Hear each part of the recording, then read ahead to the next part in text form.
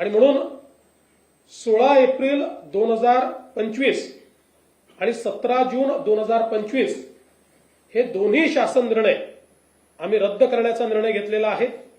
हे दोन्ही शासन निर्णय या ठिकाणी रद्द आम्ही करतो आणि ही नव्याने समिती तयार करतो।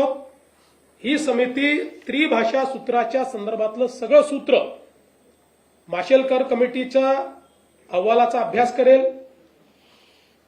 ज्या लोकांचं याच्यावर दुमत आहे त्यांचंही म्हणणं ऐकून घेईल आणि त्यानंतर आपल्या विद्यार्थ्यांच्या हिताचा काय निर्णय आहे तो निर्णय या कमिटीच्या माध्यमातून येईल आणि मग तो राज्य सरकार स्वीकारेल आणि त्यानुसार पुढची कारवाई केली जाईल।